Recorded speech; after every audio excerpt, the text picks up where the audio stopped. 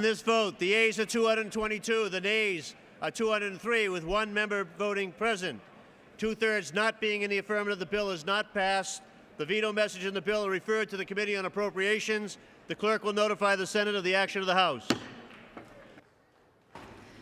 To the House of Representatives, I am returning herewith, without my approval, H.R. 1591, the U.S. Troop Readiness, Veterans Care, Katrina Recovery, and Iraq Accountability Appropriations Act 2007.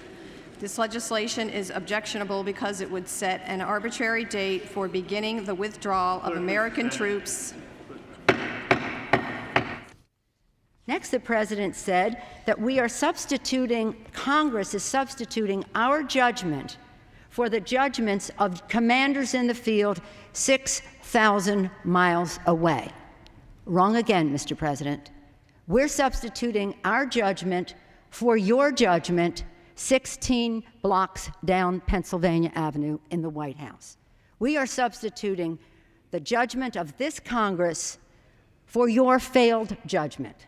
The American people have lost faith in the President's conduct of the war. They have said that they want accountability and a new direction. This bill gives them both. And give the President a clean bill that funds our troops in Iraq and Afghanistan, that furthers our effort to take on the terrorists and defeats them, and doesn't do it with some $20 billion worth of excess spending that has nothing to do with this bill. I urge my colleagues to sustain the President's veto. Mr. Speaker, the President can veto our plan for a safe, orderly, phased redeployment from Iraq, but he cannot veto reality. Our troops are coming home. It's just a question of how much blood and money will be spent before they do. Mr. Speaker, the Commander-in-Chief vetoed a bill which sought to micromanage the war on terror, tie the hands of our general, and provide a surrender date to the enemies. Congress must uphold the President's veto, set aside the cut-and-run attitude, the loser attitude for good. Without objection.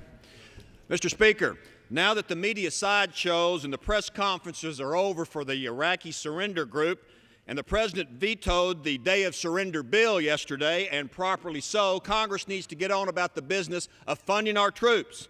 Yesterday, the President vetoed only the second bill that has ever come to his desk. He called it a prescription for chaos and confusion. I ask, how is that different from what we have now? Yesterday, President Bush called the timetable a prescription for chaos and confusion.